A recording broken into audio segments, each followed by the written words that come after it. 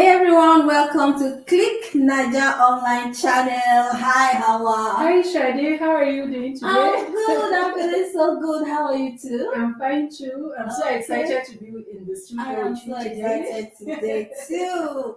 All right, this is In and About Abuja. Here we let you know everything about the city of Abuja and its environment. Not only the locations, we also showcase businesses, live events, and trending issues within the capital city. And together with me is Hawa Mohammed. and I am Folashade Akinola. So this episode of In and About Abuja takes you to top surprising slums within Abuja main city.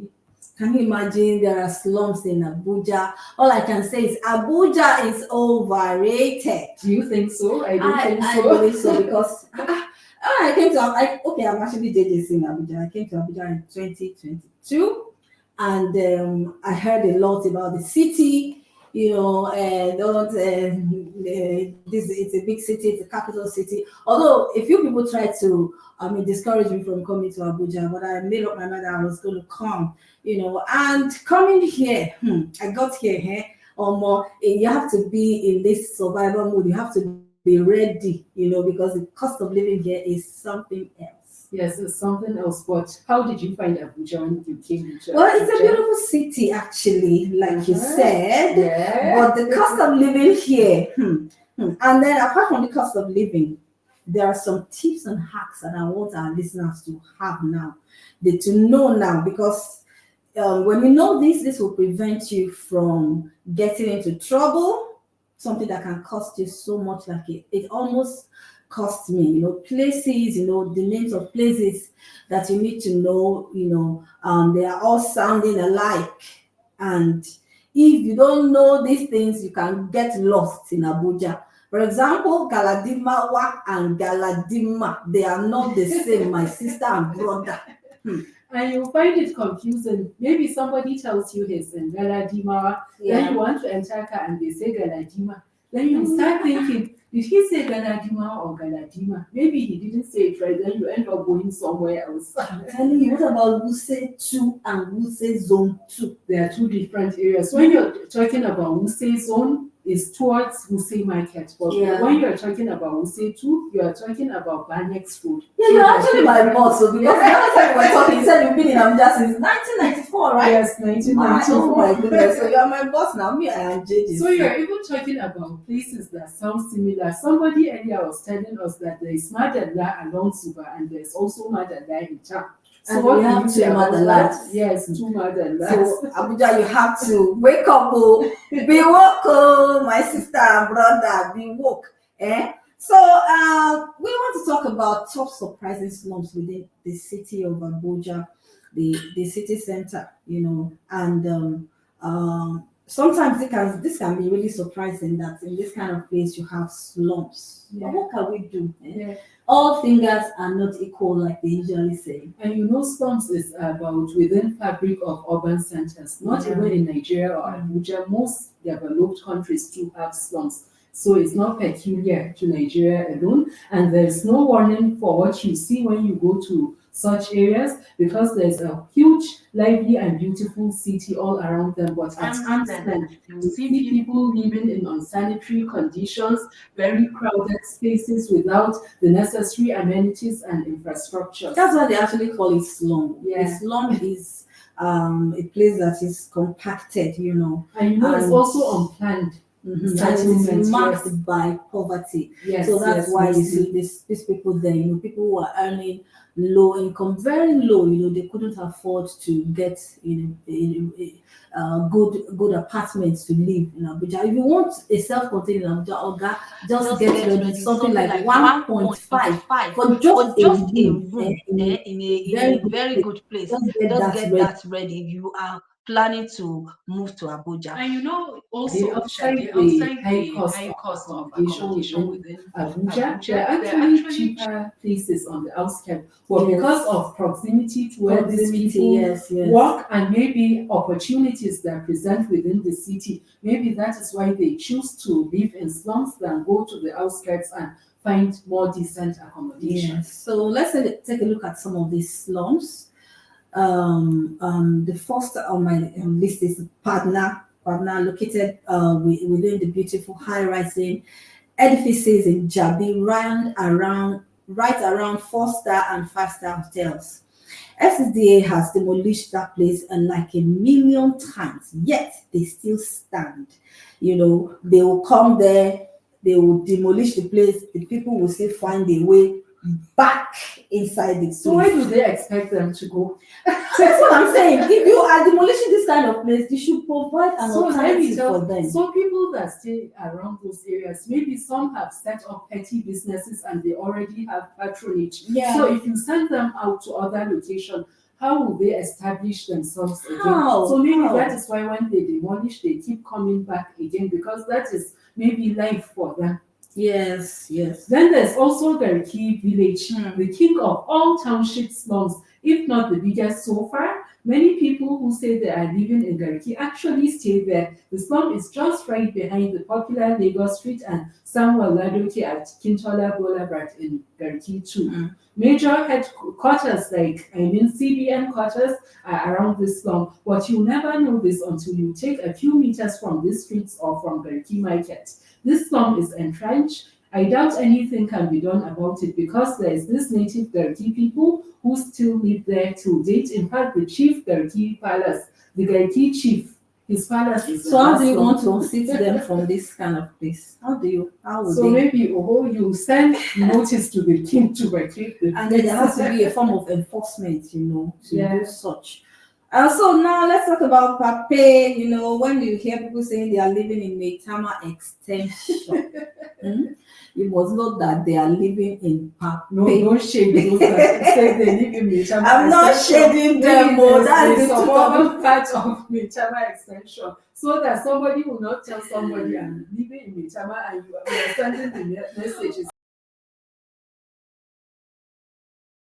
The largest slum in Abuja. Thousands of people that Abuja live there. The road network and facilities are poor, yet so close to the multi-million-dollar worth Maitama and Ministers Hill. So come to think of it, if ministers and all these big people, they are passing by and they are seeing these people, how do they feel about them? So I think, it's benefit for one and benefit for all. They are passing by, but they patronize their business and they help them and they get their fresh produce from them. So it's a win-win maybe. It's a win-win of them. But they can help them now by, making the place to be more conducive, give them basic infrastructure like good road, all those things that they really need in order to have a better place to live. But these slums are mostly illegal settlements. So by helping them, it's like they're endorsing the settlement that is not planned. Yes. So they can't do that for them because they are not even planned for. They are not part of the master plan of the city. And also we have the Paduma village, which is located right within the high-profile Buzape district. Do you know about Buzape? No, I just go from my house to my office. I know the way to my office. So what I hear is that Buzape is like a diplomatic zone where all these top diplomats reside, and it's a very beautiful and new area in Abuja.